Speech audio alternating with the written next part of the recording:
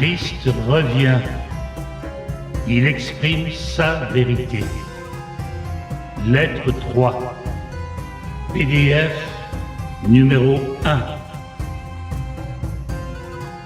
Puisque ces lettres vous emmènent dans une dimension mentale, spirituelle, qui transcende le plan des activités et des problèmes humains, c'est en les précédant d'un temps de calme et de relaxation que vous pourrez le mieux les assimiler. Tranquillisez si possible votre esprit en vous, installant dans un état de silence intérieur. Ce n'est que lorsque vous serez dans un état complètement réceptif que ces lettres pénétreront votre pensée humaine de leur réalité. Mon amour céleste illimité me pousse à revenir encore et encore pour écrire à l'humanité, avec l'intention que, finalement, le plus grand nombre possible de ceux qui sont prêts à la recevoir possèdent la connaissance qui leur permettra de dépasser leurs conditions humaines et de s'unir à la conscience Père, la vraie conscience amour, en laquelle se réalise toute chose abondante et merveilleuse. Comme je l'ai dit précédemment et tiens à le répéter, ma mission entière sur Terre fut suscitée par l'amour et vouée uniquement à l'enseignement de la vérité de l'existence. Car sans cette connaissance, il n'y a aucun espoir de délivrance des douleurs que l'homme supporte depuis la naissance. Je sais que cette déclaration attristera beaucoup de disciples sincères et dévoués de la religion chrétienne, ainsi que ceux qui ont centré toute leur foi sur la personne de Jésus. Mais je vous le dis en vérité, pour arriver à vous délivrer de la condition humaine qui vous empêche de réaliser pleinement la vérité universelle et de comprendre la vraie nature de la condition humaine, spirituelle, que j'ai appelée le royaume de Dieu, il faut vous détourner des vieux dogmes du salut par le sang de l'agneau, de la Trinité et de vos autres croyances, et accéder à la vérité existentielle avec un esprit réceptif parfaitement ouvert. Aucun autre salut n'est possible. Dieu ne peut pas vous sauver, puisque, dans l'ignorance des faits de l'existence, l'homme continuera à faire les mêmes erreurs d'attachement au bien terrestre jusqu'à la fin des temps, créant ainsi lui-même ses maladies et sa misère. En outre, la croyance de l'homme en la rédemption des péchés, quelle qu'elle soit, est une erreur humaine, puisque la loi de cause à effet est imprévisible et que c'est une caractéristique naturelle, intrinsèque, inhérente de l'existence. On ne peut pas séparer les effets de la cause, de même qu'on ne peut non plus effacer la cause et avoir tout de même les effets. Ceci est la vérité à chaque niveau de l'être. Vous êtes maintenant probablement assez avancé en pensée pour être capable de recevoir la vérité fondamentale suivante concernant votre existence terrestre. La loi de cause à effet, où on récolte ce que l'on sème, est l'effet visible de ce que vous appelez l'électromagnétisme. Et aucune personne possédant quelque connaissance scientifique ne peut s'attendre à ce que Dieu détourne les lois de l'électromagnétisme, qui sont les lois de l'activité, attachement, rejet. Christ revient. Il exprime sa vérité. Lettre numéro 3. PDF numéro 2.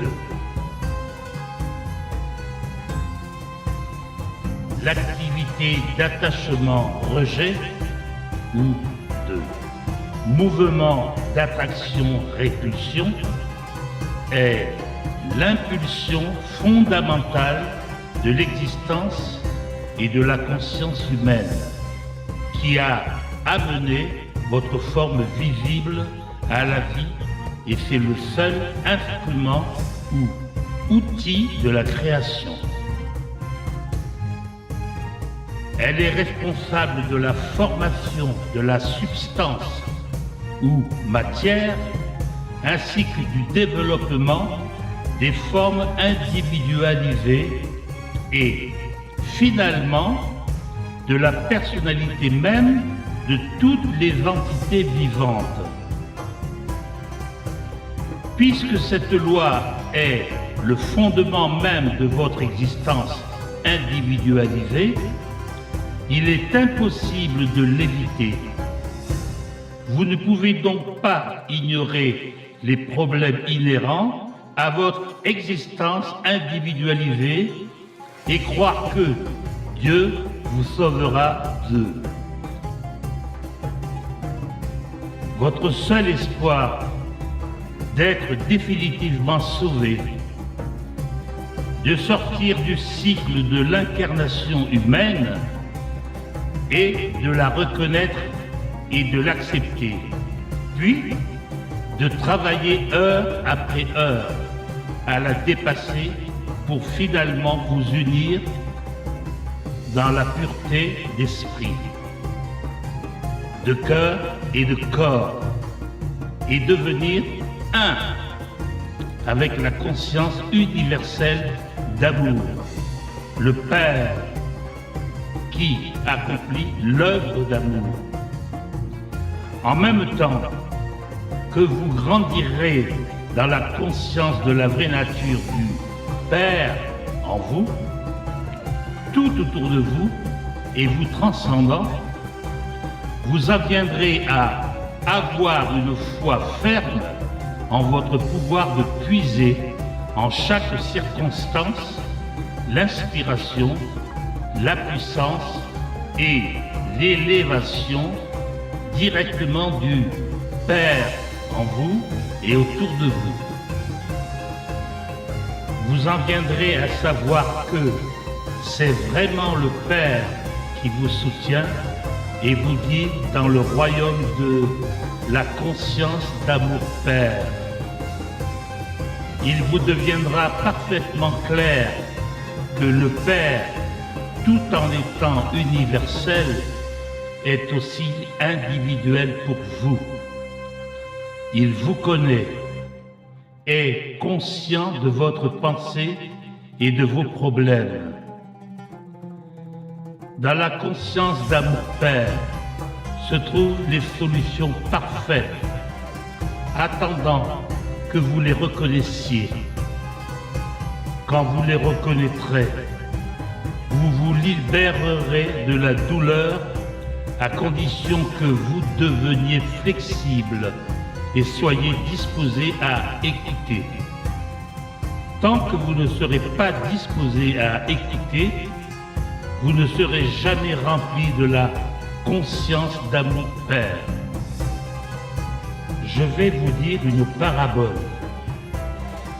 Imaginez un enfant qui hurle et donne des coups de pied parce qu'il veut de la glace, alors que son père attend patiemment à la porte de sa chambre pour lui montrer qu'il lui a apporté de la glace et des fruits.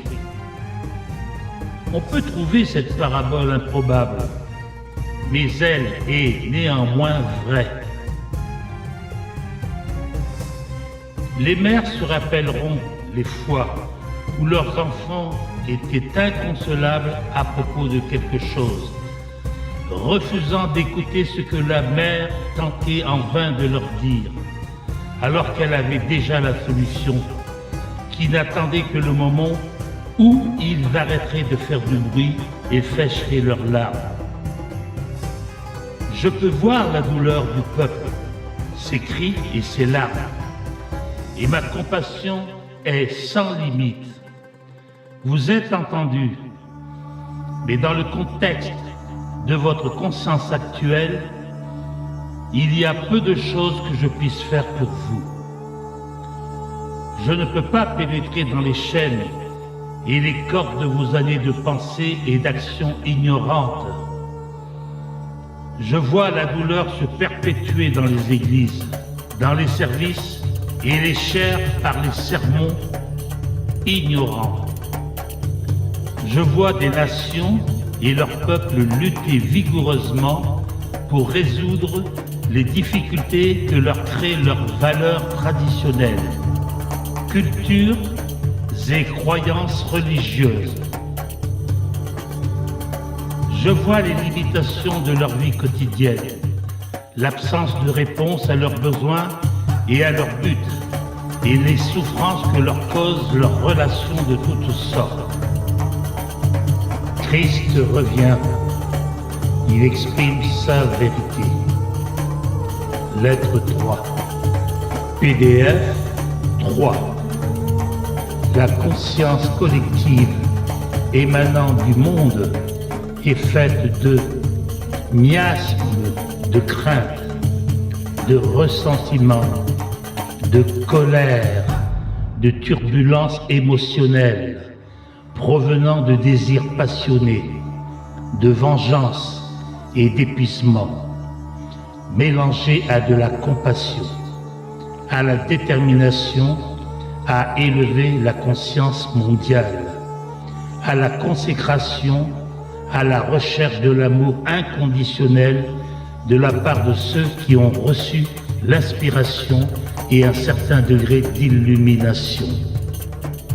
Je viens auprès des gens qui m'invitent et je travaille avec eux pour soulager leur détresse, mais leur mentalité et leurs croyances sont si fortement ancrées dans leur cerveau que ma vérité ne peut pas les atteindre et apporter de nouvelles connaissances à leur esprit. Beaucoup de personnes ont entendu, bien que brièvement et imparfaitement, mais ont manqué du courage nécessaire pour accepter de nouvelles idées et les exprimer. En outre, l'époque n'était pas bonne pour enfoncer les barrières de la conscience humaine afin de vous enseigner. Mais maintenant le temps est venu. Vous avez accédé à une nouvelle distribution des fréquences vibratoires qui vous permettra plus facilement de vous élever au-dessus de la matérialité de l'âge précédent. Cette déclaration peut sembler étrange, mais l'univers garde en réserve un stock de connaissances concernant les énergies que vous n'avez pas encore commencé à comprendre. En ce moment, aucun esprit terrestre n'est capable de compréhension. Il ne vous est possible que d'imaginer le spectre d'énergie, ce qui n'est pas la vérité. Il vous sera donc d'une grande aide de pouvoir accepter mes déclarations et les accepter avec confiance parce qu'elles sont vraies. Vous accédez à de nouvelles fréquences de vibration appartenant à la conscience humaine, lesquelles vous permettront d'avancer dans le développement spirituel, mental que j'ai décrit dans la lettre numéro 1. Puisque j'ai fait une digression, je dois maintenant me répéter. vous ne pouvez pas plus échapper aux lois les plus fondamentales de l'existence quant à votre pensée et à vos sentiments. Semez et récoltez, que vous ne pouvez échapper aux lois de l'électromagnétisme dans votre monde matériel. Car l'électromagnétisme est impulsion, qui produit la loi suivant laquelle on récolte ce que l'on a semé, tout comme il produit la forme dans le domaine fondamental des particules d'énergie. Il n'est par conséquent pas possible de continuer à croire au dogme chrétien et d'essayer en même temps de suivre ses lettres, parce que le dogme touchant au salut par ma mort sur la croix, à la Trinité, à la résurrection physique d'entre les morts et à l'utilisation d'enfants et de formes établies de prière est fausse, et que les faits qui vous sont maintenant présentés dans ces lettres sont la vérité. Le dogme et les ornements sacramentaux sont ce que vous appelez des attrape-nigauds, des diversions destinées à retenir votre attention et à obtenir votre allégeance, mais qui obscurcissent la vérité de mes enseignements. C'est pourquoi ces lettres devaient être écrites. Le seul moyen par lequel je pouvais atteindre le monde en ce moment, où il est sur le point d'accéder à une nouvelle distribution mentale, émotionnelle, était d'utiliser un esprit réceptif, flexible et déconditionné, prêt à recevoir l'instruction et à effectuer le travail manuel pour moi. Christ revient. Il exprime sa vérité. Lettre 3. PDF 4. Ces lettres offrent aux gens les seuls moyens véritables de trouver le chemin de la dimension spirituelle, dans laquelle disparaît toute l'erreur humaine et seul reste l'amour. Tout ce qui peut être dit d'autre n'est que rationalisation et raison purement humaine. Et celles-ci ne sont pas la vérité. Les gens, particulièrement en Amérique, cherchent de nouvelles façons de résoudre de vieux problèmes. Mais tant qu'ils ne comprennent pas la vraie nature de la vie, de l'ego et des lois de l'existence, ils ne feront que renforcer leur ego et leur douleur continuera. Rappelez-vous, comme vous le verrez dans les pages suivantes, la simple vérité dont j'ai parlé il y a 2000 ans, cette vérité demeure constante et immuable. Par conséquent, vous ne pouvez qu'approfondir votre compréhension de la vérité, non la modifier. Avez-vous réalisé, en lisant les 2 premières lettres, que tout ce que j'ai dit au peuple de la Palestine était le résultat direct de ce que j'avais perçu de la réalité de l'existence dans le désert, à savoir que rien n'était solide. Vous rappelez-vous que dans mon état transcendant, quand je regardais les rochers, le sable, les montagnes, l'eau de la mer Morte au-dessous de moi, tout m'apparaissait comme un chatoiement de poussière. La roche, le sable, les montagnes, l'eau différaient les uns des autres uniquement par la différence d'intensité du chatoiement de poussière et par la densité apparente des poussières dans le chatoiement. Je ne trouve pas d'autre moyen de décrire ce que j'ai vu quand j'étais sur Terre ou de transmettre les faits concernant la vraie substance de la matière et le tissu et la construction apparemment solide de votre monde.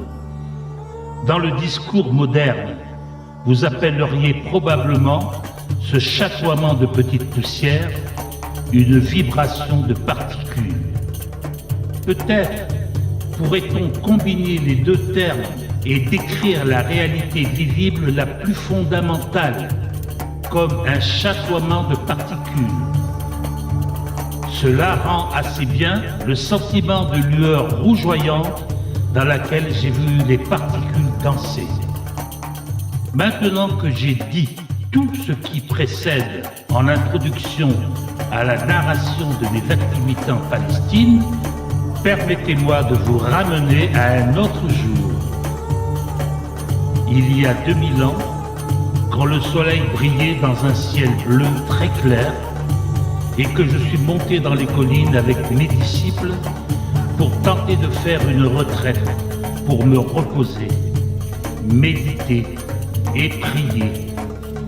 Mais cela ne devait pas être.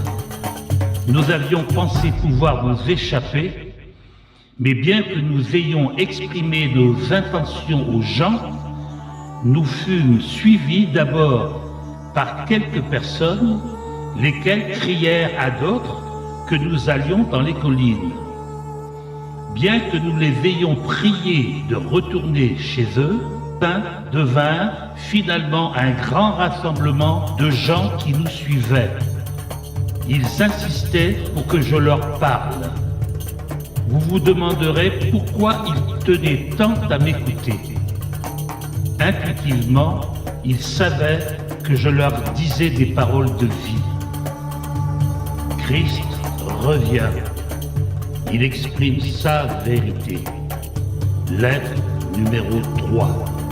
PDF 5. Je leur montrais toujours l'activité du Père autour d'eux, et cela leur donnait de l'espoir et les aidait à voir le monde avec des yeux neufs. Je leur parlais d'amour et ils se sentaient consolés. C'est pourquoi je pouvais leur dire, sachant qu'ils comprendraient et seraient d'accord avec moi, venez à moi, vous qui êtes là et lourdement chargés, et je vous donnerai le repos.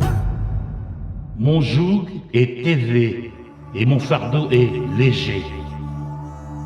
Ils savaient que, quand je disais ces paroles, comme je le faisais fréquemment, je comparais les règles et les lois des dirigeants juifs à la vérité que je leur présentais. De sorte que, lorsque les gens me prièrent de les enseigner, que pouvais-je faire d'autre que m'asseoir sur un rocher au-dessus d'eux et enseigner? J'avais décidé que s'ils étaient venus de si loin pour m'entendre, ils allaient entendre quelque chose dont ils se souviendraient et parleraient probablement toute leur vie. Je savais que, bien que je leur aie parlé du Père et de l'amour Père, ils appréhendaient toujours le rejet de Dieu. Bien que j'ai essayé de les aider à comprendre que le Père dont je parlais n'était pas le Dieu personnalisé qu'ils adoraient. Je savais très bien qu'ils étaient embarrassés. Je leur avais dit à maintes reprises que le Père était en eux, mais ils s'inquiétaient toujours à l'idée qu'ils pourraient encourir la punition d'en haut s'ils croyaient mes paroles. Que devrais-je leur apprendre ce jour? Demandai-je au Père. Je remarquais alors les chèvres et les moutons qui paissaient dans les collines en pente sous la surveillance vigilante de leurs bergers. Et mon message du jour me vint à l'esprit. Je me levai et criai pour que ma voix porte jusqu'à l'arrière de la foule. Voyez les moutons et les chèvres qui paissent dans les collines. Les moutons ne paissent pas au même endroit que les chèvres. Voyez les moutons, ils sont patients, ils ne s'agressent pas, même lorsqu'ils sont entassés, serrés dans un coin de leur enclos. Ils paissent tranquillement ne revendiquent jamais le terrain qui n'est pas le leur et laissent le pâturage tondu à ras, mais non endommagé, ce qui permet à l'herbe de repousser après leur passage. Et plus important encore, ils écoutent la voix de leur berger. C'est pourquoi il prend bien soin d'eux. Il les guide dans les meilleurs pâturages et dort avec eux pendant la nuit, afin qu'ils ne soient pas menacés ou attaqués par des chiens ou des voleurs. Voyez les chèvres qui grimpent et sautent sur les rochers, se fourvoyant dans des endroits dangereux. Elles se déchirent aux ronces et aux branches des buissons. Ce sont des spoliatrices. Si ce n'était leur utilité pour l'homme, il n'y aurait aucun autre endroit pour elles que d'être toute la journée à la tâche ou chasser dans le désert. Je vous regarde là, en bas, et je sais que parmi vous, il y a beaucoup de moutons. Mais il y a aussi parmi vous beaucoup de chèvres. Il y eut quelques murmures fâchés.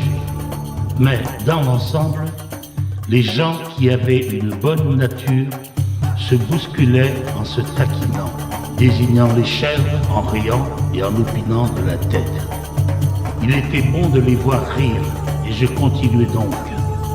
Vous pouvez reconnaître les moutons à leur maison, à la manière dont ils traitent leurs voisins et à la façon dont ils sont considérés par toute leur communauté.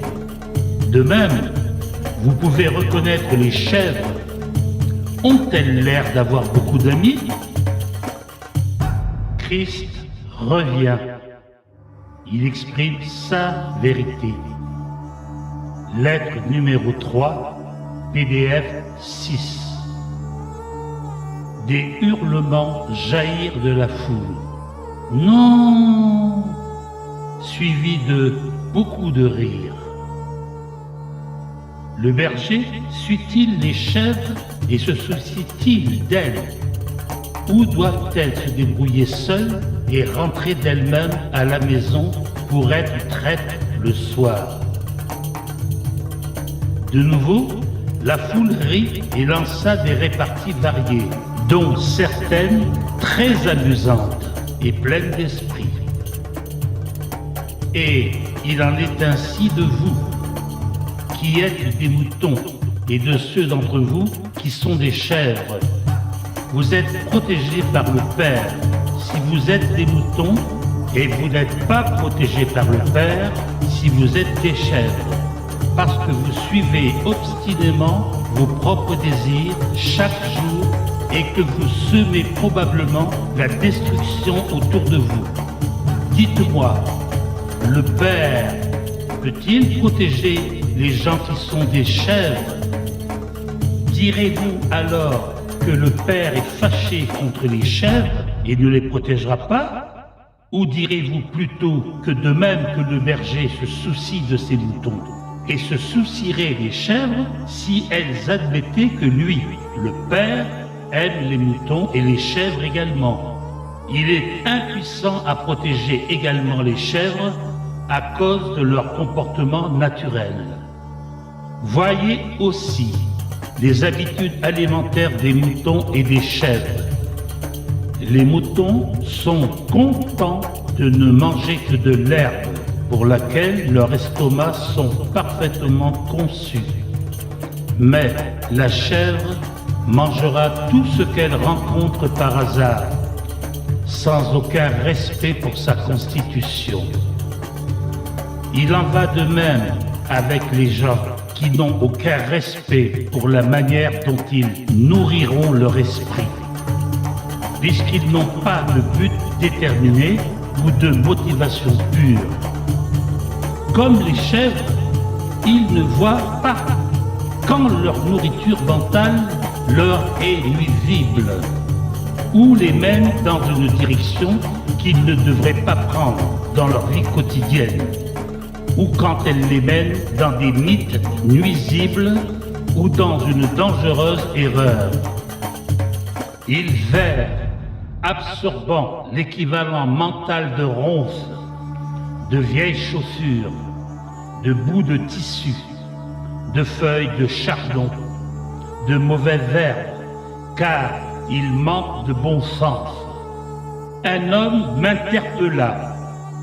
Maître, et si une personne qui est un mouton fait une erreur et se retrouve dans les ennuis, le père l'abandonnera-t-il? Je lui répondis par une question. Que fait le berger quand une de ses brebis tombe dans un fossé, dégringole au bas d'une falaise ou se prend dans des ronces? Je vais vous le dire, le berger abandonne son troupeau et court à la recherche du mouton manquant. Et il ne l'abandonnera pas tant qu'il ne l'aura pas remis en sécurité. Ainsi en est-il du Père. Même un mouton ne peut éviter de faire des erreurs d'une manière ou d'une autre. Mais soyez assurés que le Père répond immédiatement à son bêlement et le sauve.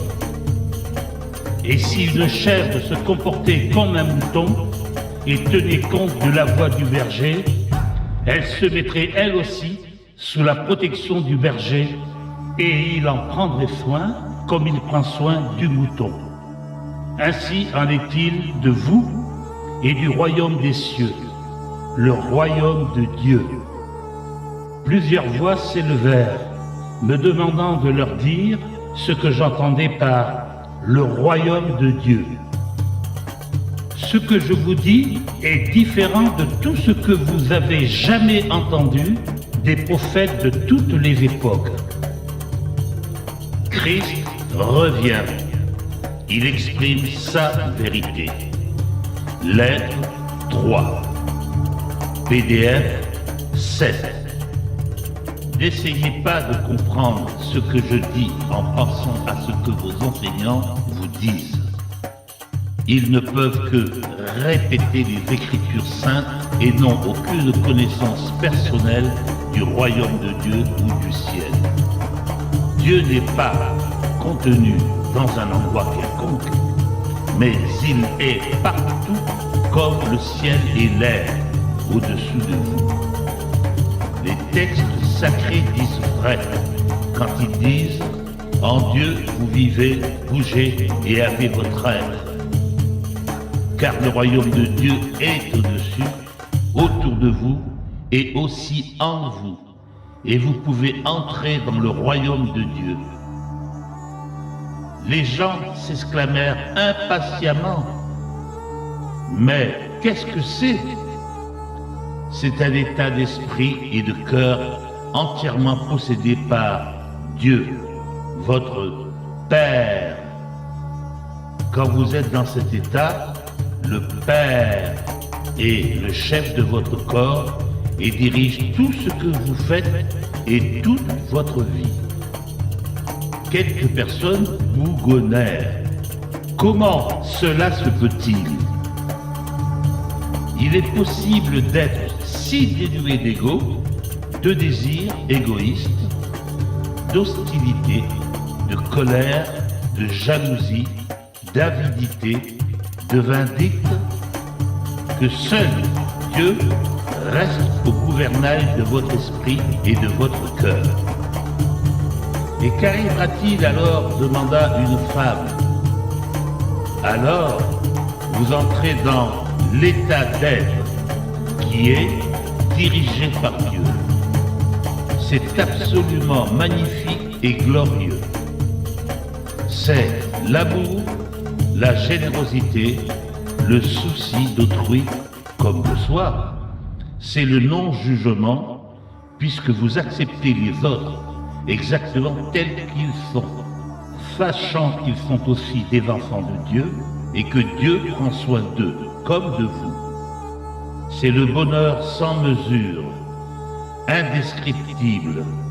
C'est la joie dans la beauté du monde. C'est la vie illimitée et une énergie accrue.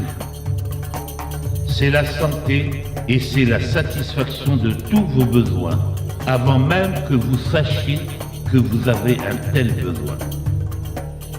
Pourquoi les rabbins ne nous disent pas ces choses? Se plaignirent plusieurs fois. Parce que moi seul ai vu le Père. Moi seul sais comment le monde a été créé et les lois de l'existence. Et parce que je sais toutes ces choses, vous n'avez qu'à venir à moi et me demander, et je vous révélerai tout ce qui m'a été donné. Je vous le dis en vérité, tous ceux d'entre vous qui croient et comprennent et cherchent quotidiennement à mettre mes mots en pratique seront sauvés des tribulations que connaissent les hommes. Vous souffrez parce que vous ne comprenez pas comment vous avez été créé et votre vraie raison d'être. Vous êtes nés pour être les fils et les héritiers du Père. Vous êtes nés pour aimer tout ce que le Père est en soi et tout ce que cela peut vous donner. Mais vous tournez le dos à toute la gloire du royaume et essayez de trouver du plaisir dans les choses terrestres. En agissant ainsi, vous ne découvrirez jamais le royaume de Dieu, ni n'entrerez dans le royaume des cieux. Comment entrerons-nous dans le royaume? Christ revient. Il exprime sa vérité. Lettre 3, PDF 8. Je vous l'ai déjà dit, vous entrez dans le royaume des cieux quand vous vous repentez de tout ce que vous êtes dans votre cœur et dans votre esprit. Quand vous remettez votre mal au Père et demandez pardon et priez pour avoir la force de vous purifier de vos mauvaises pensées, paroles et actions et vous en débarrasser finalement. Alors, vous pouvez être sûr que vous êtes sur le point de trouver le royaume des cieux. Quand vous aurez accompli cela, vous découvrirez que vos attitudes envers autrui changent, car le Père accomplira son œuvre d'amour en vous.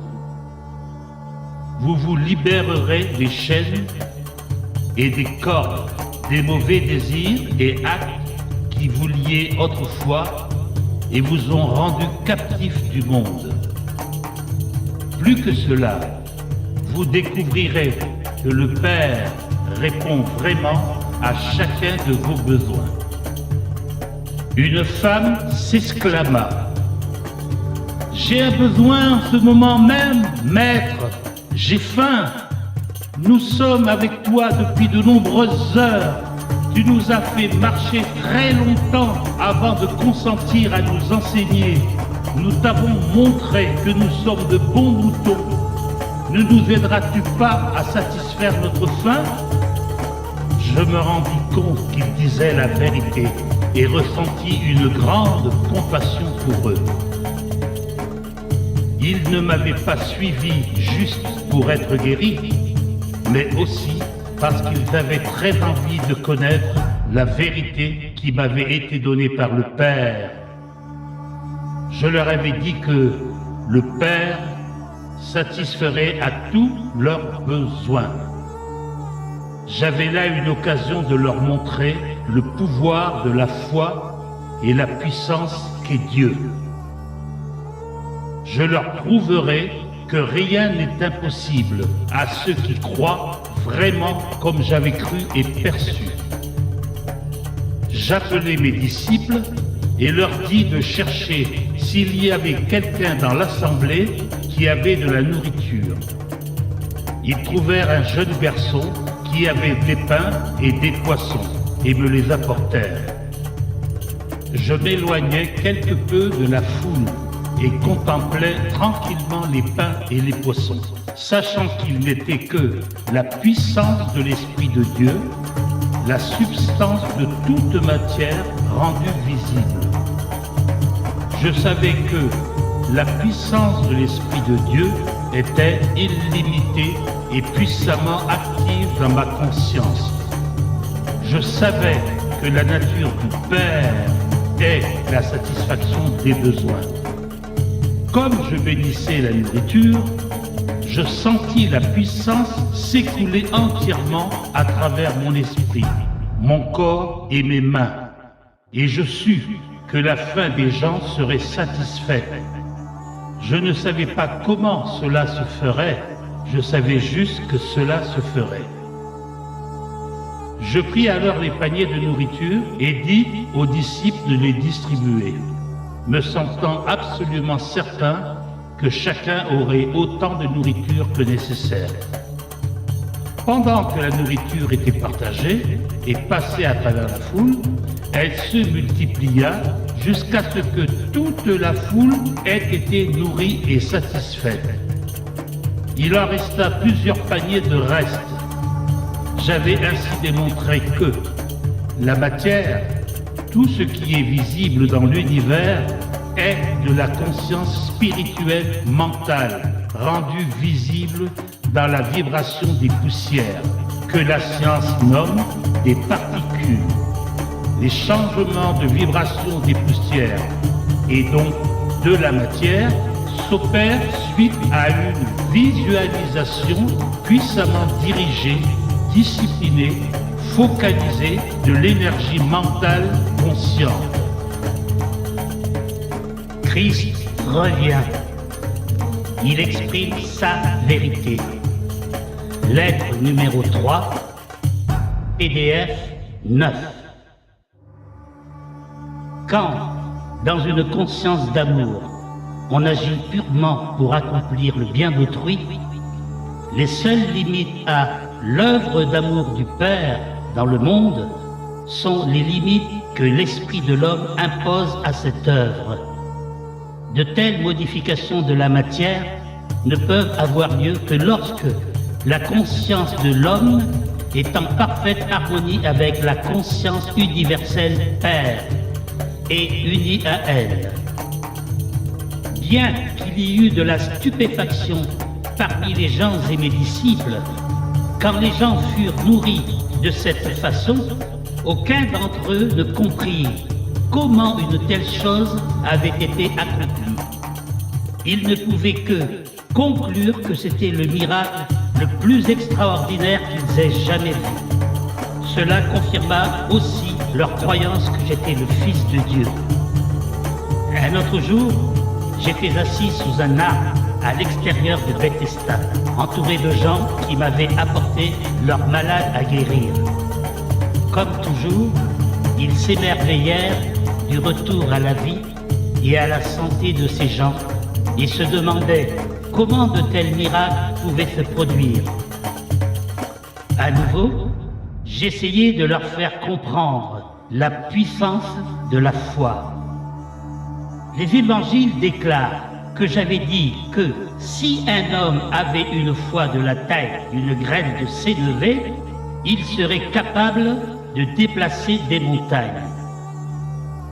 Cette déclaration est une interprétation erronée de ce que j'ai vraiment dit et elle révèle à quel point mes disciples et les évangélistes avaient peu compris mes enseignements quand nous vivions sur terre. Si une telle personne devait avoir une foi de la taille d'une graine de sénévé, que signifie ceci? Comment peut-on mesurer la foi d'une telle façon? La foi est la foi. C'est une puissance de conviction totale de l'esprit, possédant l'esprit, et elle ne peut pas se limiter en taille. La foi provenant du besoin de croire en quelque chose, parce qu'une telle croyance servira au but d'une certaine façon, peut-être puissante et forte, mais ne pourrait jamais s'évaluer en taille. La croyance est encore plus forte. La croyance trouve sa source dans l'ouï-dire et la logique. Parce que l'on a entendu quelque chose et que l'on est convaincu que cette chose lue ou entendu est vrai. On développe une croyance profonde en ce que l'on a entendu. On croit que c'est vrai. On le croit d'une manière totale, qui défie toute contradiction. Je disais constamment aux gens, croyez que vous recevrez et vous recevrez. Cependant, je savais à cette époque qu'il serait à peu près impossible aux gens d'avoir jamais une foi suffisante pour accomplir des miracles, puisque de quelque façon que je leur explique la vérité, ils n'auraient jamais la connaissance intense qui m'avait été révélée dans le désert. Mais maintenant que je rapporte, dans une faible mesure, l'histoire de mon séjour sur terre en Palestine, c'est avec l'intention que vous, mon lecteur, vous commenciez à percevoir et comprendre la connaissance que j'ai reçue pendant mon illumination. Christ revient. Il exprime sa vérité.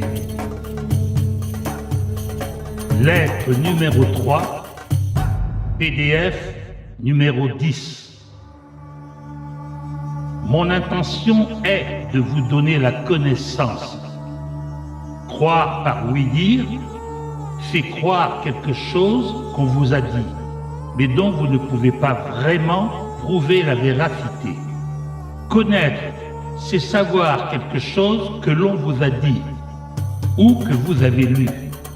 Et parce que vous avez entendu ou lu, coïncide logiquement et avec réalisme avec tous les morceaux de connaissances que vous avez déjà et que vous pouvez le comprendre et le croire d'une façon réaliste et logique. Les nouvelles informations deviennent la connaissance. Vous savez que ce que vous savez est vrai, vous en êtes convaincu.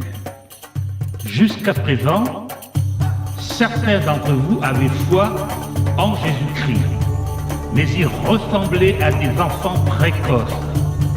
Leur foi était partiellement aveugle et obéissante, bien que mêlée de beaucoup de doutes, ainsi quels que fussent leurs besoins, ils comptaient sur Jésus pour le travail à accomplir.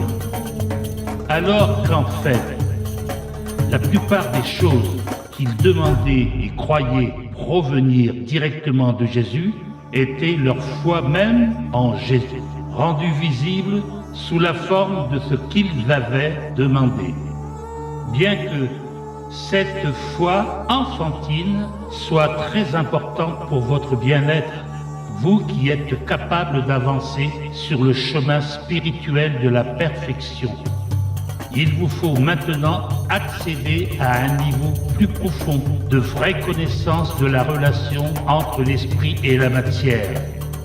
Sans cette base, l'homme continuera à patauger dans des mythes religieux et restera enfermé dans la misère de la condition humaine. Quand j'étais sur Terre, j'ai dit la vérité aux gens, mais elle était continuellement mal interprétée. Ce que j'ai vraiment dit au sujet de la foi, c'était cela. Voyez ce grand, cet immense arbre. Il vient de la graine la plus minuscule que l'on puisse imaginer. Voyez son tronc énorme, ses branches et son feuillage. Toute cette énorme croissance est sortie d'une petite graine. Comment une telle chose a-t-elle pu arriver? D'où est venu tout le bois de l'arbre et le feuillage qui l'orne? N'est-ce pas un miracle aussi grand que les miracles que j'exécute pour vous, jour après jour?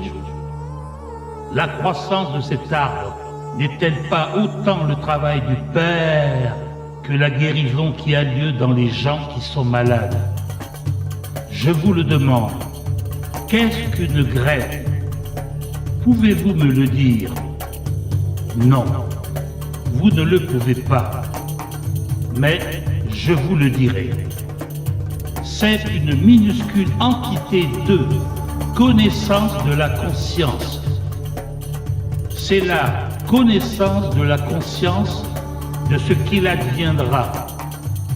C'est un fragment de conscience tiré de la conscience créatrice divine. C'est un fragment de puissance de l'esprit tiré de la puissance de l'esprit Père qui, une fois planté dans la terre et arrosé par la pluie, commencera à s'habiller de matière visible dont il possède au plus profond de lui la connaissance. Cette connaissance est vraie, ferme, forte et inébranlable. Cette connaissance de soi, incarnée dans la graine, est une conviction de la conscience.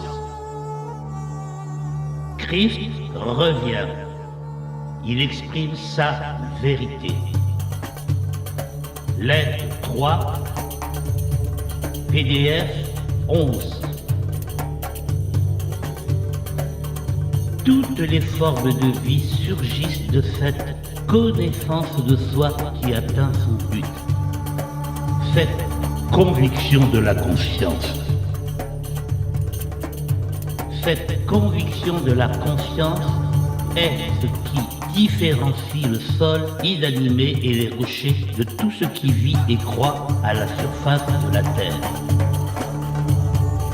Là où il n'y a pas de conviction de la conscience, de connaissance de son identité, il n'y a pas de croissance. La conscience qui gît dans le sol et les rochers reste de la conscience en sommeil. Si donc vous pouviez croire aussi puissamment qu'une graine de moutarde qui connaît sa propre identité, vous seriez capable de faire tout ce que vous voudriez. Si vous pouviez garder en votre esprit une graine, le plan perfectionné de vos buts les plus intimes, et savoir sans aucun doute qu'elle peut croître et arriver à réalisation parfaite, vous verriez cette merveilleuse graine prendre une vie propre qui se manifesterait maintenant même dans votre vie. Et vous pourriez sûrement déplacer des montagnes dans votre vie. Ces montagnes qui sont en travers de votre chemin et vous empêchent de réaliser tout ce que vous voudriez. Les montagnes que vous avez créées vous-même dans vos moments d'insouciance et de mauvaises pensées.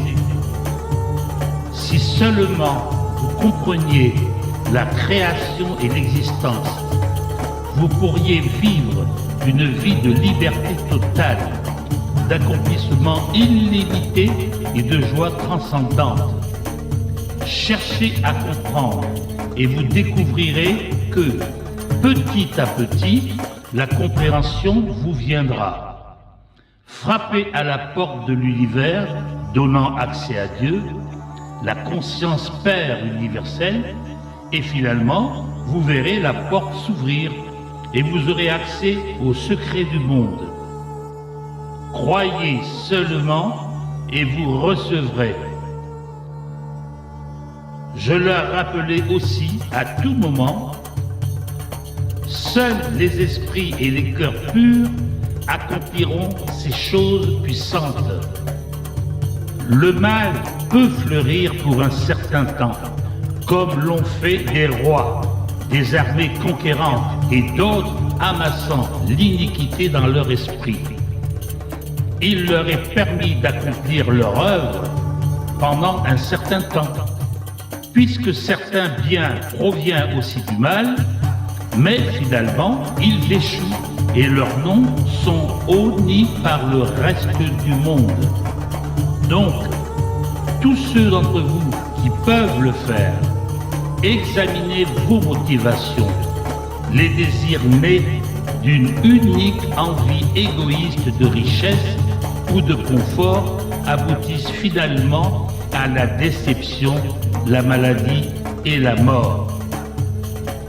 Et je vous dis, à vous qui vivez ces mots, ne laissez personne oser nier la vérité dont je parle. Tant que vous n'avez pas, vous aussi, foulé le chemin de la renonciation de soi que j'ai foulé sur terre et atteint l'union avec le Père et avec les sommets de connaissance et de compréhension irréfutables que j'ai atteints. Quand vous aurez réalisé tout cela, vous n'aurez plus envie de nier la vérité dont je vous parle, et vous ne pourrez pas vous retenir de me rejoindre dans l'enseignement de vos semblables. Jusqu'à là, restez en paix et ne laissez personne connaître votre ignorance. Christ revient. Il exprime sa vérité. Lettre numéro 3, PDF numéro 12. Combien de fois dans le monde entier, les gens approuvent-ils avec joie les enseignements parce qu'ils sont d'une grande moralité et que les directives sont les plus parfaitement formulées pour un bon comportement quotidien dans la vie. Et cependant, ajoute rapidement que les histoires de miracles devraient être mises de côté puisque de telles aberrations des lois naturelles de l'univers ne sont pas possibles. Ce type de pensée érige des barrières au progrès futur du développement spirituel et scientifique dont l'esprit humain est capable. En fait, je ne suis pas venu sur Terre pour inaugurer une nouvelle religion ou un code moral plus élevé que celui qui a été donné par Moïse dans les 10 commandements. Mon but était d'apporter une nouvelle perception de Dieu, c'est-à-dire celle du Créateur et la compréhension de l'existence elle-même. De cette connaissance pouvait découler un nouveau mode de vie. L'attitude correcte à avoir envers ma mission sur Terre au cours de ce 3e millénaire est de reconnaître que les miracles que j'ai accomplis dépassent les capacités actuelles de l'être humain moyen. Cependant, de tels miracles sont des exemples de ce qui peut être réalisé à l'avenir, lorsque l'esprit des gens sera entièrement imprégné de la vraie connaissance de l'existence, et quand, par la foi, la méditation et la prière, il s'accordera avec et s'imprégnera de la vie universelle, conscience d'amour. Est-il vraiment vrai que j'ai marché sur les eaux quand mes disciples sont montés à bord d'un bateau pour traverser le lac? Si vous avez lu l'histoire biblique de cet incident, vous vous rendrez compte que mes disciples m'avaient laissé derrière eux. Je cherchais une occasion de me retirer de tout contact humain, de faire une retraite dans les collines et d'entrer encore une fois en méditation profonde pour permettre à ma conscience de s'unir à la dimension universelle de la conscience de Dieu. Pendant que j'étais dans cet état spirituel transcendant la conscience humaine, toute ma conscience physique disparut.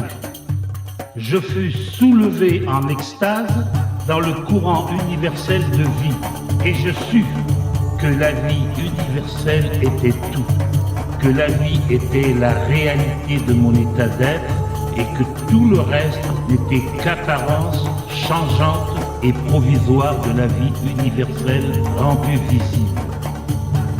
Je senti que j'étais la vie elle-même.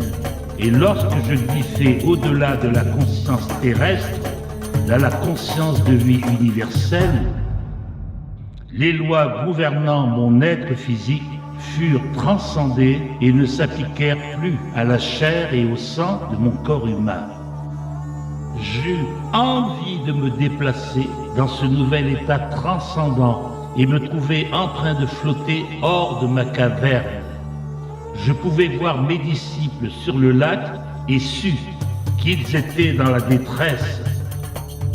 Sans effort, je descendis en flottant au bas sur la colline, en direction du rivage, et quand je repris contact avec mes soucis humains habituels, en l'occurrence mes disciples, je me retrouvais flottant au-dessus de l'eau.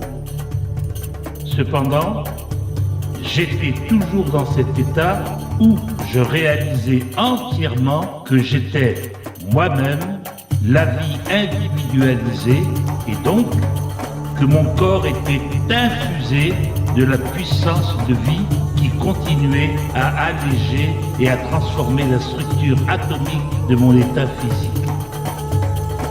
Christ revient. Il exprime sa vérité. Lettre numéro 3, PDF 13.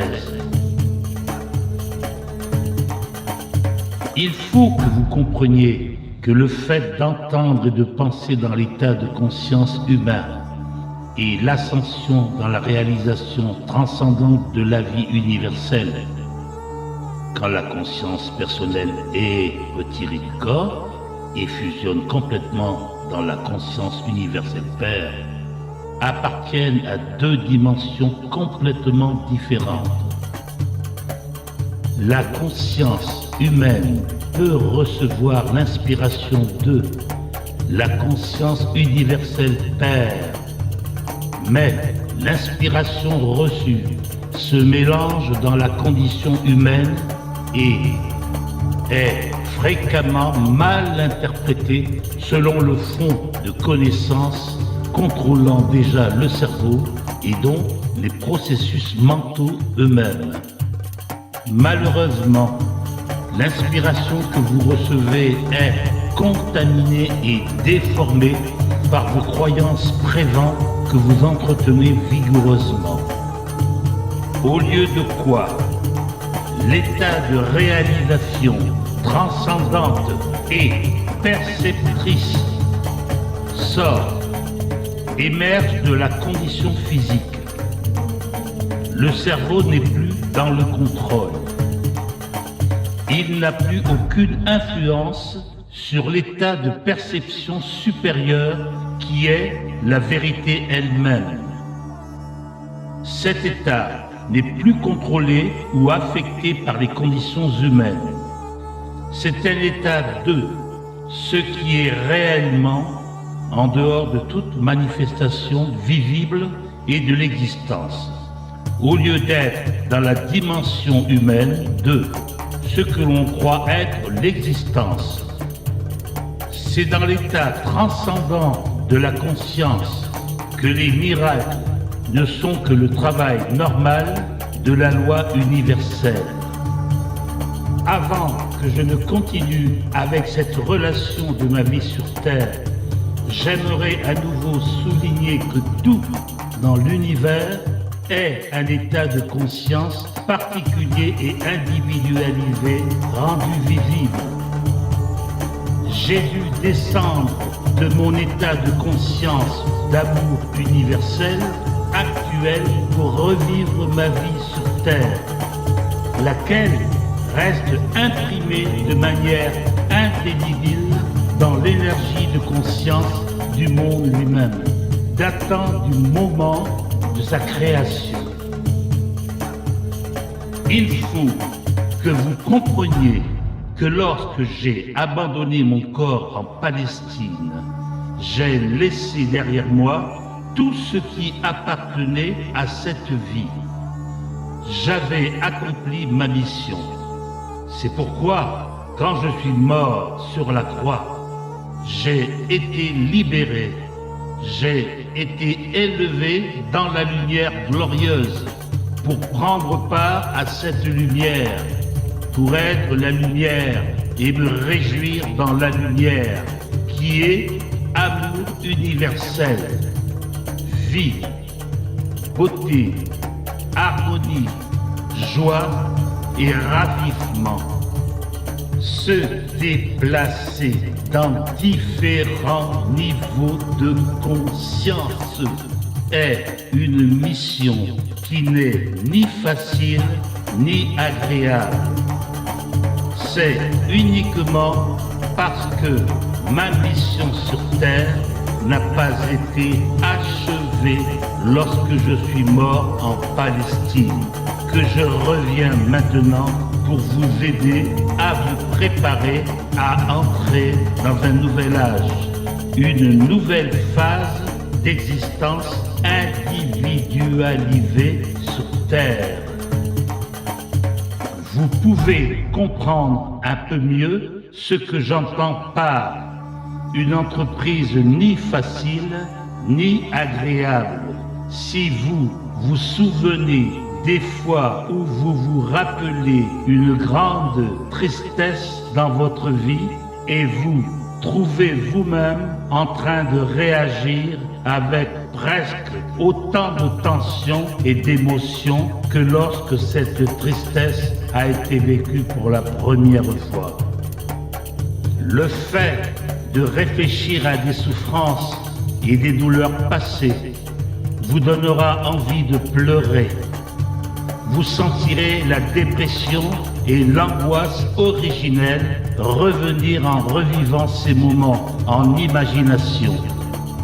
Vous aurez envie de vous éloigner des gens parce que votre conscience sera alors descendue de votre état d'équilibre paisible et bienheureux pour vivre à nouveau les vibrations de conscience et les formes de conscience basse que vous avez créées au moment initial de vos souffrances. Le changement d'humeur indique un changement d'énergie de la conscience.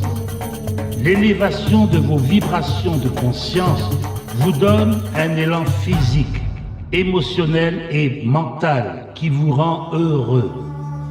Une baisse d'énergie de votre conscience affaiblira le fonctionnement de votre système tout entier et vous sentirez un début de dépression, ou du moins une baisse de votre légèreté antérieure. Je vous décris là un fait de l'existence. Votre univers tout entier manifeste les différentes fréquences de vibration des particules d'énergie de la conscience. Lorsque ces fréquences s'élèvent ou s'abaissent d'un niveau à l'autre, les structures visibles et physiques manifestent elles aussi différents niveaux d'énergie et il s'ensuit un changement du mental, des émotions et de l'apparence. Seul mon amour pour l'humanité m'incite à descendre de mon état de conscience pour revenir aux conditions de ma vie sur Terre. Depuis 2000 ans, les chrétiens revivent le traumatisme de ma crucifixion. Certaines personnes ont même des stigmates qui ne sont rien d'autre qu'une réaction émotionnelle, hystérique et morbide à ce qu'ils croient que j'ai supporté. Ces personnes se surexcitent jusqu'à vivre des pics émotionnels qui s'apparentent à de la frénésie en imaginant l'angoisse de mes souffrances avant ma mort. Leur gratitude émotionnelle pour ce que j'ai enduré les plonge dans un état de détresse physique. Ces mots ont été écrits un vendredi saint et je viens justement pour vous parler de ma crucifixion et vous dire qu'il vous faut abandonner tout le drame associé au souvenir de ce jour. Je suis mort et ce fut pour moi un soulagement merveilleux. Il est temps que les gens se réveillent de leur long rêve et en viennent à comprendre l'existence telle qu'elle est en réalité, ainsi que la vérité concernant ma crucifixion, qui a été cachée jusqu'à maintenant. À propos du vendredi saint, Vous avez, année après année, tout au long des siècles, créé un état de conscience traumatique qui a contaminé le monde entier, qui est aussi éloigné de la dimension spirituelle de la conscience créatrice universelle que l'est l'enfer du ciel.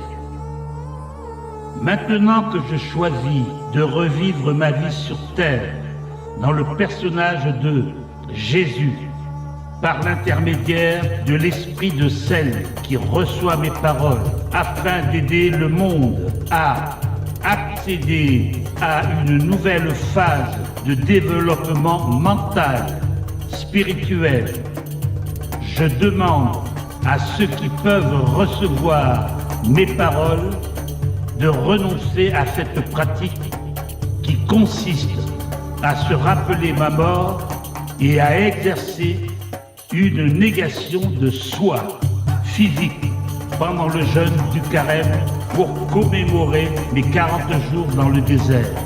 Car il faut que vous compreniez de ce récit que ces moments dans le désert furent des moments de grande joie et de bonheur spirituel.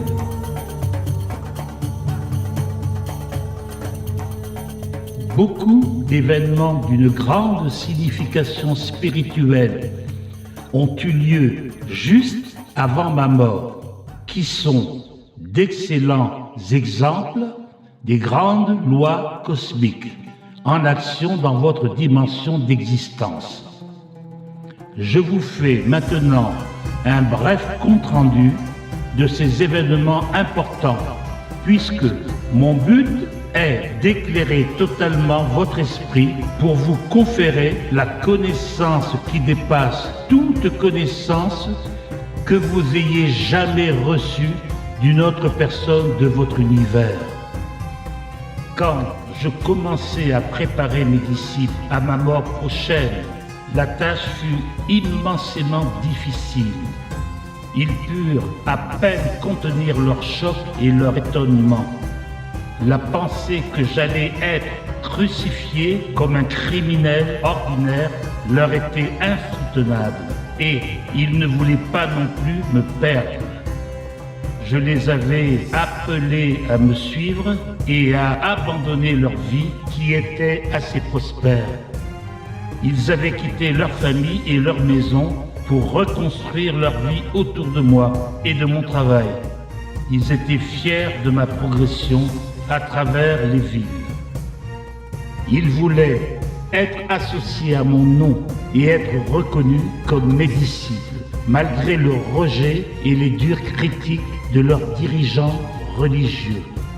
En outre, ils m'aimaient et me respectaient, aussi bien pour ma façon de vivre mes propres enseignements que pour la façon dont je guérissais tant de gens avec tant de compassion et leur apporter du réconfort dans leur vie malheureuse.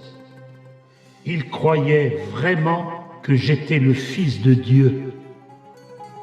Comment le Fils de Dieu pouvait-il finir sur la croix, se demandaient-ils mutuellement. Leur horreur augmentait à chacune de leurs questions. C'était impensable.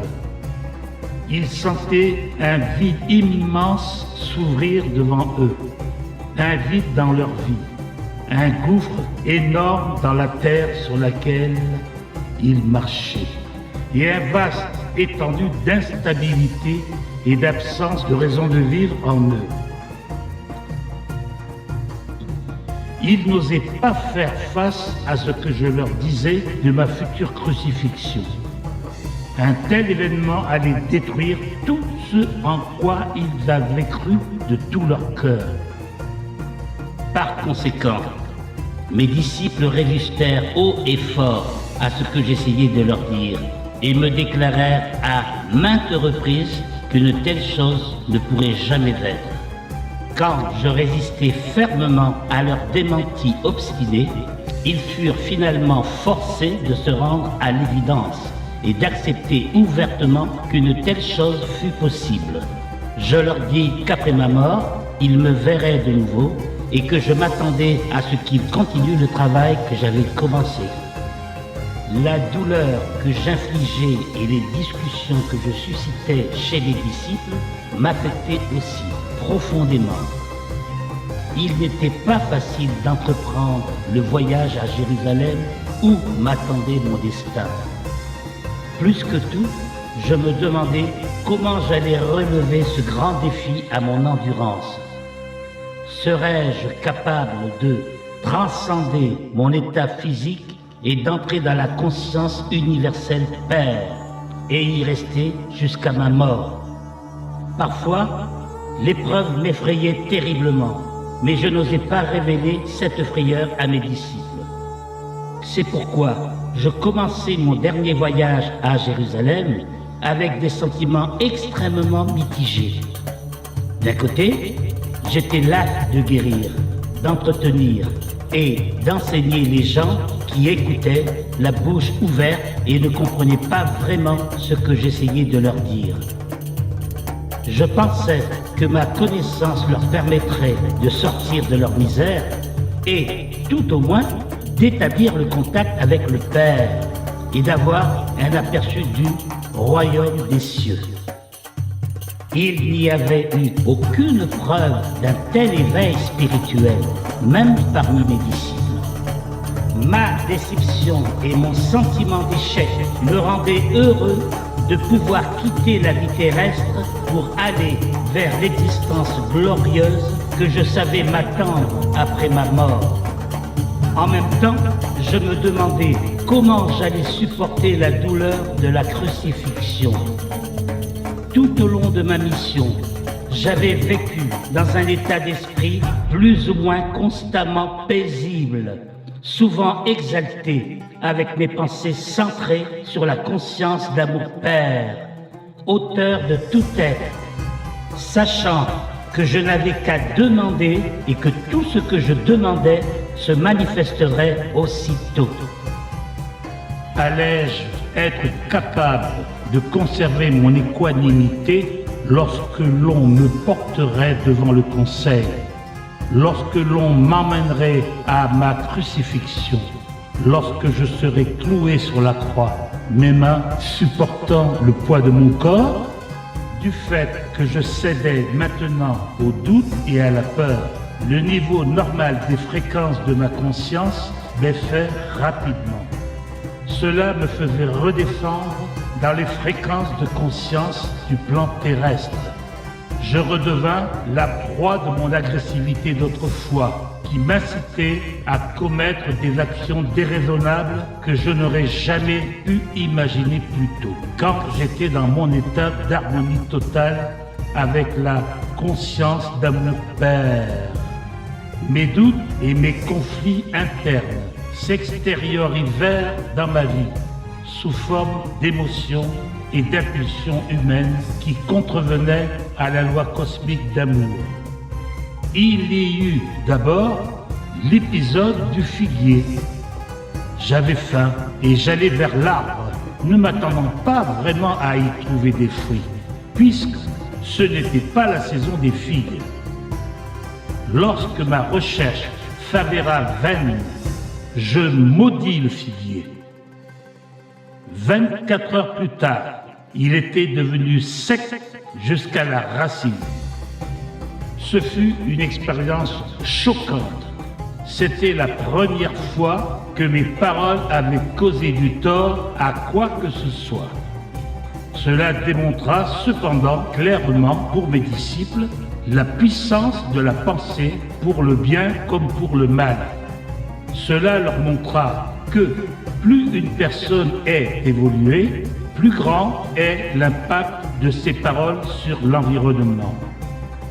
Je saisis l'occasion de relever pour mes disciples que je m'étais conduit de manière irréfléchie, comme le font la plupart des gens qui, lorsqu'ils ont des attentes élevées, ne peuvent avoir ce qu'ils veulent. Ils réagissent en général avec colère, avec des larmes, de l'hostilité et même des paroles dures qui pourraient, cas échéant, aller jusqu'à vouloir du mal ou à des malédictions à l'encontre de la personne qui leur a refusé ce qu'ils désiraient. Ils voyaient maintenant eux-mêmes ce que ma malédiction avait fait aux figuiers. Ils devaient maintenant pouvoir comprendre que si une conviction ferme pouvait leur rapporter tout ce qu'ils pouvaient désirer et imaginer, ils devaient aussi être constamment conscients de leur propre état mental ou émotionnel. Ils ne devaient en aucun cas héberger de ressentiment à l'encontre d'autrui, mais pardonner rapidement, faute de quoi ils pourraient vraiment causer beaucoup de tort à ceux à qui ils en voulaient, tort qui leur reviendrait en retour en temps voulu comme moisson de ce qu'ils avaient semé. En outre, étant donné que l'on récolte ce que l'on a semé, je savais que ce que j'avais fait aux figuiers me serait inévitablement retourné d'une manière ou d'une autre. J'emmenais mes disciples au temple. Il y avait des années que je ne m'y étais pas rendu et je savais que ma visite servirait à enclencher le train des événements qui me mènerait à ma crucifixion. Quelques personnes me reconnurent et en réponse à leurs demandes, je commençais à les enseigner. D'autres personnes se joignirent à nous et envahirent les étals des usuriers qui commencèrent à se plaindre. Leurs cris et leurs lamentations brisèrent le flux de mes pensées pendant que j'enseignais. Soudain, ma colère se réveilla. Il y avait là des gens sérieux réunis autour de moi, désireux d'entendre les paroles de vie que, bientôt, je ne serais plus capable de leur dire, et il y avait des prêteurs sur gage qui gagnaient leur vie en vendant du bétail pour les sacrifices, qui ne faisaient de toute manière aucun bien au peuple. Ces hommes ne faisaient que plonger les gens dans les dettes et la misère. Le sang me monta à la tête. Je renversai les tables, dispersant leur argent, et je chassai ces hommes qui avaient un portefeuille à la place du cœur hors du temple. Il y eut un grand brouhaha, des cris et des hurlements. Quelques personnes se mirent à quatre pattes pour ramasser l'argent. Les prêteurs sur gage me maudissaient, me disaient que j'étais mauvais et que je faisais le travail de Belzébuth et de 1000 diables en plus. Les prêtres et les pharisiens et tous ceux qui faisaient grand cas des sacrifices dans le temple accoururent pour chercher la cause du bruit et de la confusion. En entendant les prêteurs sur gage raconter l'incident, ils furent si outrés par mes agissements qu'ils se lancèrent dans des condamnations vociférant à mon égard et dans des lamentations pour impressionner les prêtres, chacun criant plus fort que l'autre pour montrer leur horreur de ce que j'avais fait. On n'avait jamais vu une telle chose dans le temple. Même ceux qui m'écoutaient auparavant étaient maintenant gênés de mon obstination et se demandaient quelle sorte d'homme j'étais. Ils se serraient les uns contre les autres, regardant ce qui se passait. Lorsque les prêtres et les pharisiens les virent et s'approchèrent d'eux, en les persuadant que j'essayais de détruire tout ce en quoi ils croyaient en prêchant un faux Dieu, tout à fait contraire à ce qu'ils avaient toujours entendu dans leur synagogue. Les prêtres transmirent leur colère outragée aux gens et les convainquirent que mon péché les contaminerait s'ils persistaient à écouter ma folie.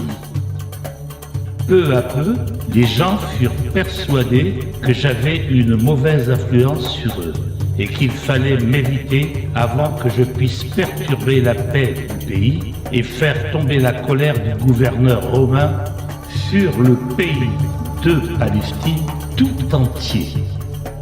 Mes disciples, honteux de ce que j'avais fait, quittèrent la scène et se cachèrent parmi les vallées à une certaine distance du temple. Lorsqu'ils revinrent vers moi plus tard, ils me montrèrent clairement qu'ils avaient été douloureusement éprouvés par mes actions. Ils se demandaient si j'avais perdu mes sens, si j'étais devenu fou, prophétisant ma mort et faisant ensuite justement les choses qui en seraient probablement la cause. C'est à ce moment-là que Judas, qui n'avait jamais entièrement mis de côté ses croyances juives, commença à douter que je fusse vraiment le Messie. Cela faisait 3 ans que j'enseignais le peuple et la domination romaine ne s'allégeait pas. 3 ans et les gens ne se rapprochaient pas du bonheur que je leur avais promis. Et maintenant, il semblait que j'étais sur le point de devenir un perturbateur de la paix, faisant retomber la colère de Rome sur leur tête. Il entendit dire que le grand prêtre juif voulait se débarrasser de moi et lui offrit donc ses services pour m'identifier lorsqu'on le lui demanderait. Quand il fut temps pour moi de manger la Pâque juive avec mes disciples, je m'arrangeais pour que nous mangions tous ensemble dans une grande salle à manger.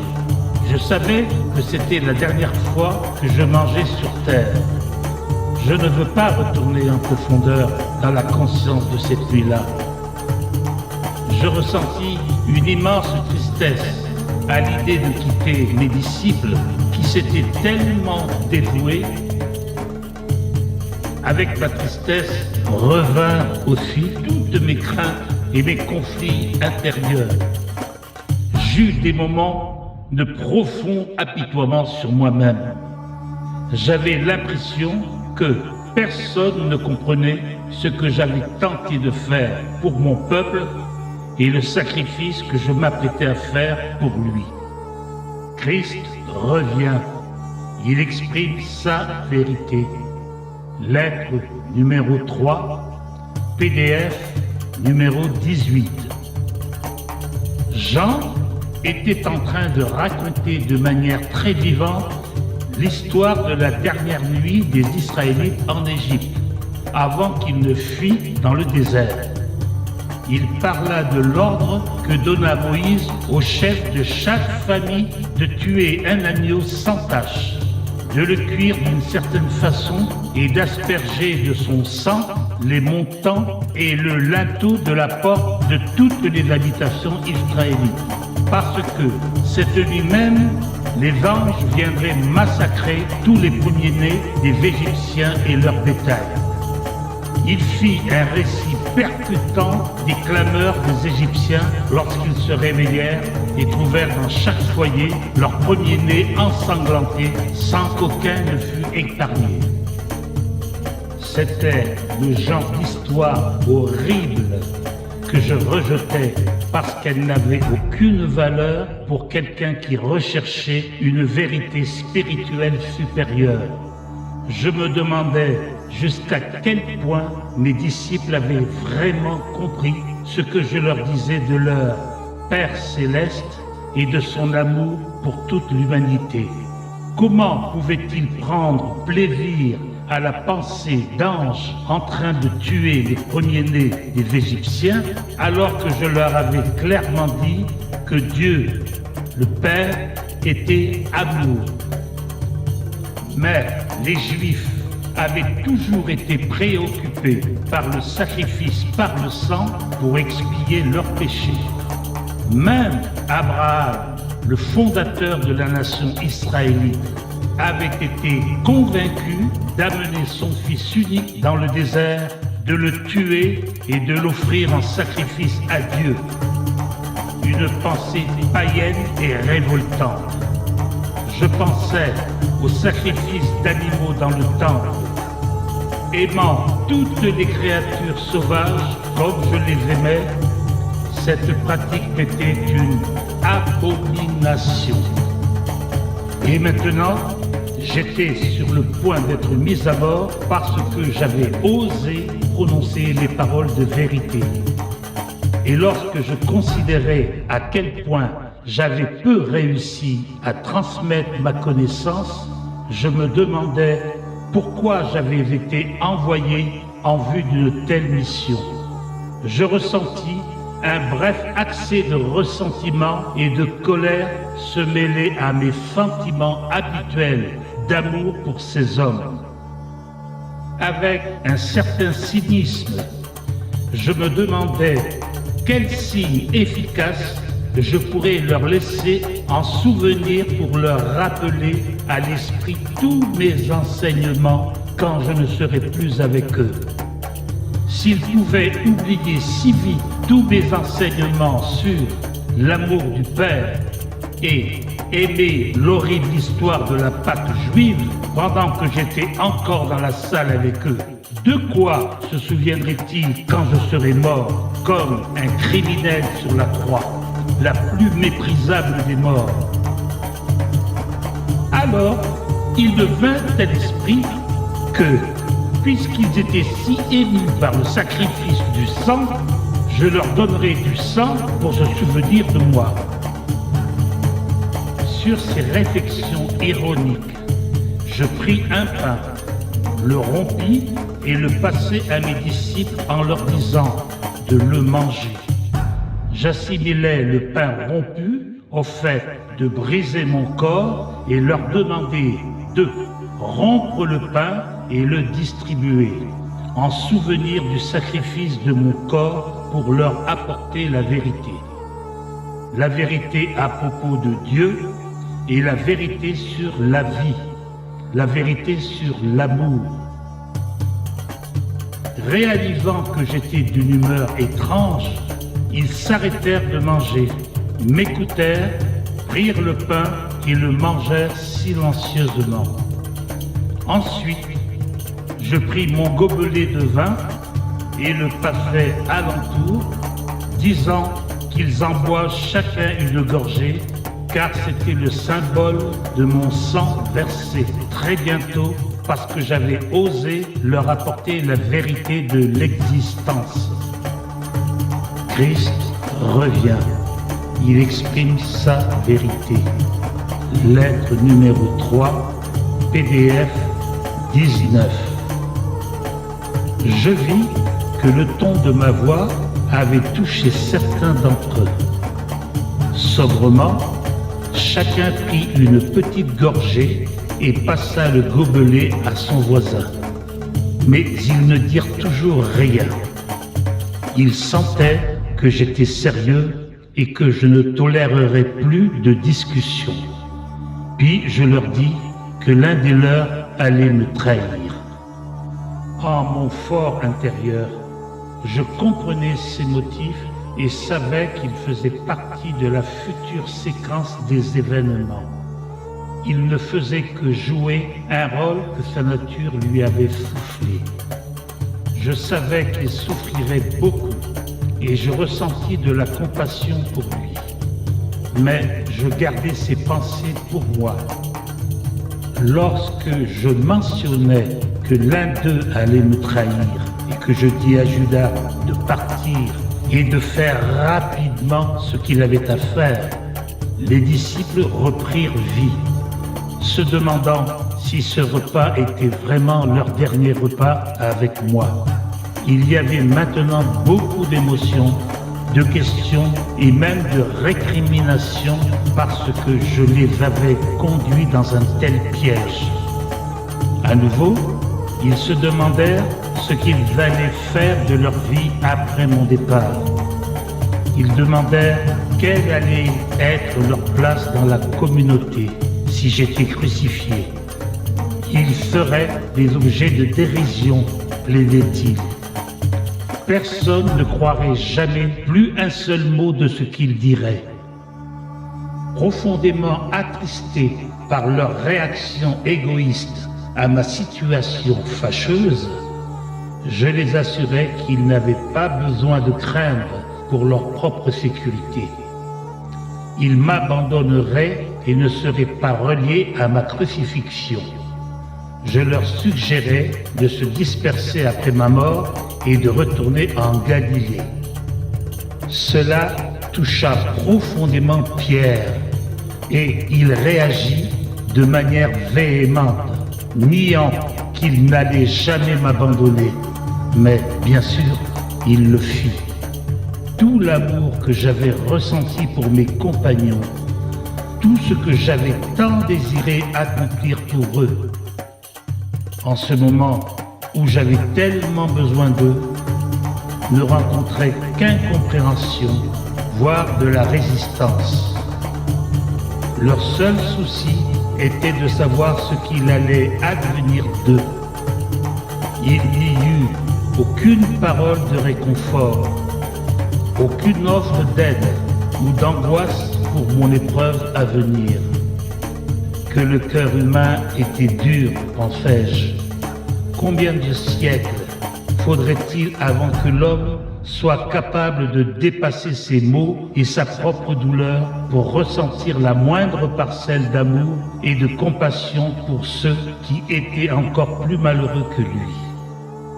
Et ainsi, bien qu'amèrement déçus et même blessés par leur réaction égoïste, je les comprenais aussi et tentais de donner à mes disciples le courage de faire face au futur, et je les assurais que je serais toujours avec eux, même lorsqu'ils ne me verraient pas. L'œuvre que j'avais commencée continuerait depuis l'au-delà. Je ne les laisserai pas seuls. Je leur dis de se référer aux souvenirs qu'ils avaient de moi lorsque j'étais avec eux. Je les avertis qu'il y aurait beaucoup de gens qui continueraient leur chemin dans la connaissance que je leur avais donnée, mais que des étrangers chercheraient à ajouter la voix de la tradition et de la raison à mes enseignements. Mes paroles seraient si déformées qu'elles ne révéleraient finalement plus la vérité originelle que j'avais apportée au monde. Lorsque je leur dis que cela allait se produire, ils se fâchèrent et même paniquèrent. Je fus soulagé de voir que mes enseignements n'avaient pas été vains après tout. Ils n'étaient pas entrés dans des oreilles complètement sourdes. Ils me demandèrent de leur en dire davantage, mais je levai les mains et dis que c'était tout ce que je pouvais leur dire. Christ revient, il exprime sa vérité. Lettre numéro 3, PDF numéro 20. Arrivé à ce stade, je sentis que j'avais dit tout ce que j'avais à dire pendant que j'étais sur terre et que mes discours aux hommes avaient été accomplis.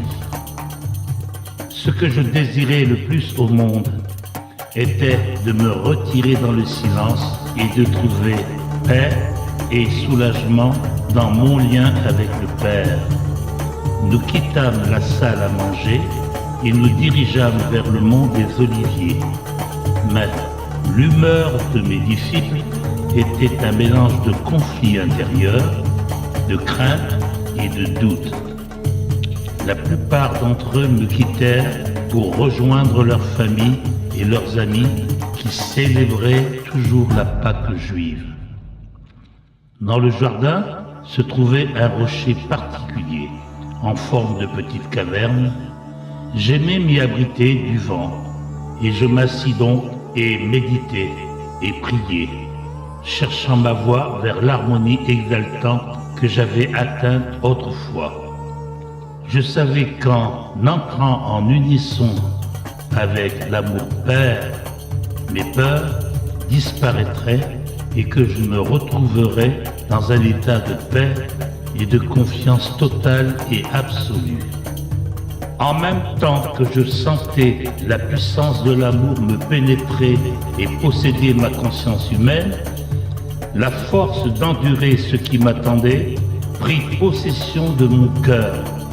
je serai capable de rester dans l'amour et de donner de l'amour jusqu'à mon dernier souffle. Et il en fut ainsi.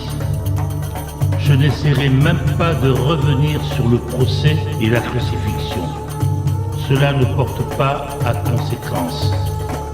Lorsque, finalement, je mourus sur la croix et que mon esprit se fut retiré de mon corps torturé, je fus élevé dans une lumière radieuse et ineffable. J'étais entouré de la chaleur et du bien-être de l'amour, comme je ne l'avais encore jamais été. J'avais la sensation d'être enveloppé de louanges, de l'assurance puissante d'avoir bien travaillé, d'extase dans la force universelle pour continuer l'œuvre, et d'une joie et d'un ravissement qu'aucun état terrestre ne connaîtra jamais. J'accédais à une nouvelle et merveilleuse belle façon de vivre, mais redescendis tout de même en conscience afin de rester en contact avec ceux que je laissais derrière moi. Je pus me montrer à ceux qui étaient suffisamment sensibles pour me voir. Cependant, l'histoire de Thomas, censé avoir désigné du doigt mes blessures, est un non-sens. Mes disciples ne savaient pas que je m'étais secrètement arrangé avec Joseph d'Arimathée pour qu'il emporte après ma mort mon corps vers son propre tombeau inutilisé, où il put loindre, selon la coutume, avant le coucher du soleil. Puis, lorsque l'obscurité tomba et que tout le monde observa le sabbat à Jérusalem, assisté de 2 fidèles serviteurs à cheval, il prit secrètement mon corps pendant la nuit pour l'emmener hors des sentiers battus vers une montagne des environs de Nazareth, en Galilée. Là-bas, assisté par ma famille, et s'il suivait mes instructions, il trouverait une petite caverne cachée qui m'avait abrité des tempêtes et où je me réfugiais contre les gens lorsque j'étais jeune, malheureux, rebelle et en guerre contre le monde entier. Joseph me promit de trouver la caverne d'après une carte que je lui avais donnée et de m'y laisser après m'avoir embaumé. Il refermerait hermétiquement la petite entrée afin de la protéger contre d'éventuels intrus. Là-bas, mon corps repose à l'abri des tourments. Il a été dit de moi que mon corps a ressuscité d'entre les morts. Quelle absurdité, évoquée par des esprits terrestres en mal d'explication satisfaisante concernant ma mort sur la croix comme un criminel. Quel besoin aurais-je eu d'un corps terrestre pour continuer à vivre dans la dimension suivante? Comment un mythe aussi ridicule a-t-il pu persister même jusqu'au XXIe siècle? Christ revient. Il exprime sa vérité. Lettre numéro 3, PDF numéro 21. On peut mesurer le manque de compréhension des chrétiens au fait qu'ils ont accepté aveuglément un tel dogme jusqu'à aujourd'hui. Pensez-y soigneusement. Ayant été libéré d'un corps terrestre et ayant vécu cette expérience de l'extase et du ravissement glorieux qu'est le passage à une dimension supérieure de conscience universelle, pourquoi aurais-je voulu retourner dans la dimension terrestre pour revenir dans mon corps? De quelle utilité serait-ce pour moi, dans votre monde ou dans le mien, alors que la substance physique de mon corps, pendant que je vivais sur Terre, pouvait être spiritualisée dès qu'elle s'accordait parfaitement à la conscience d'amour Père? Mon corps n'était-il pas une gêne et un empêchement pour mes voyages ultérieurs dans les royaumes spirituels suprêmes? Les choses visibles ne sont que la manifestation de fréquences spécifiques de vibrations en conscience qui produit un chatoiement de petites poussières ou particules donnant une apparence de matière solide. Toute substance visible possède sa propre fréquence vibratoire unique. Un changement du taux de vibration produit un changement dans l'apparence de la matière. Lorsque les énergies de conscience changent, les apparences de la matière changent aussi. C'est pourquoi il m'était possible de concentrer et d'abaisser mes fréquences de conscience au point de rendre ma forme visible à l'œil humain. Je pouvais retourner vers mes disciples et être vu d'eux. Et c'est ce que je fis. Je les aimais plus que jamais et leur devais tout le bien-être et le soutien possible après ma mort. Et non seulement cela, mais il était nécessaire que j'instille ma puissance dans leur esprit afin de leur donner l'élan et le courage de continuer l'œuvre que j'avais commencée. Cependant, j'aimerais que vous sachiez que la conscience individualisée qui s'élève dans les fréquences vibratoires jusqu'aux portes même de la dimension créatrice universelle devient de la lumière individualisée, une conscience individualisée qui ne nécessite aucun corps dans lequel exprimer et jouir de tout ce que la conscience glorieuse peut imaginer dans les royaumes spirituels les plus élevés. C'est un état d'être suprême et de ravissement qui n'a aucun des besoins, désirs et impulsions expérimentés par ceux qui n'ont pas ascensionné plus haut et au-delà de l'ego. Pendant que vous êtes sur Terre, votre esprit reste ancré à l'intérieur de certains paramètres de fréquences vibratoires, emprisonné dans des corps qui ont leurs propres besoins. Si votre conscience devait vraiment s'élancer au-delà de ces paramètres, votre moi terrestre disparaîtrait. Quand j'ai été piégé dans un corps, je me suis aussi trouvé en grande partie confiné dans ces paramètres de fréquence et de conscience vibratoire.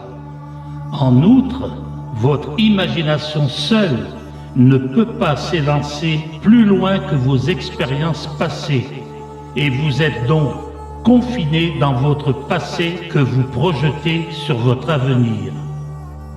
Cependant, petit à petit, vous serez guidé par des esprits qui sont assez sensibles pour accéder aux dimensions spirituelles plus élevées et qui peuvent ainsi dépasser vos frontières de conscience présente. Ils s'imprégneront à votre intention de ces expériences et états d'être merveilleux qui vous dépassent et auxquels vous pourrez alors vous-même aspirer.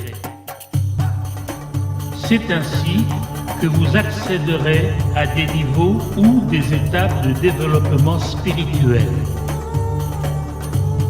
Chaque état vous confère une vision plus haute de ce qui peut être réalisé et à partir de cette vision, vous formulez un nouveau but. Avec ce but à jamais devant vous, vous travaillez à vous purifier de. Christ revient. Il exprime sa vérité. Lettre numéro 3, PDF numéro 22.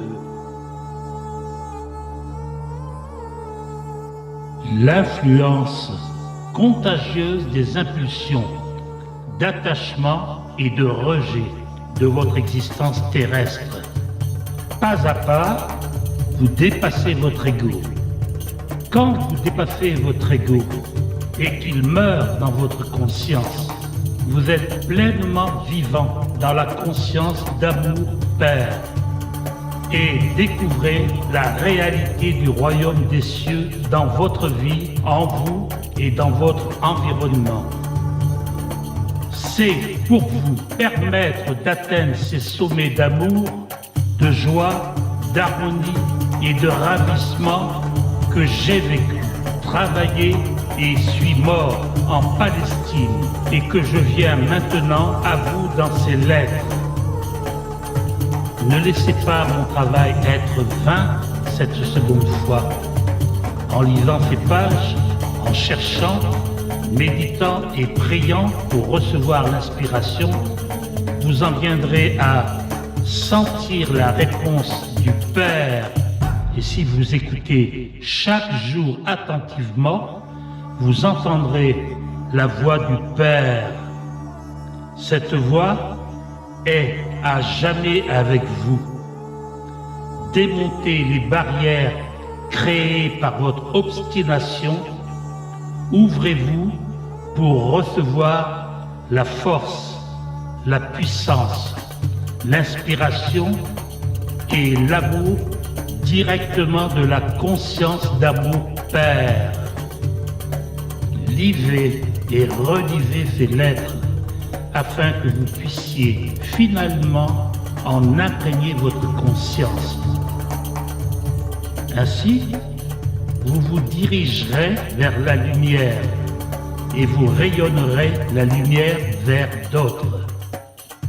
Une telle lumière n'est pas simplement de la lumière comme l'électricité, mais est la nature même de la conscience universelle que je vous ai décrite dans ma lettre numéro 1.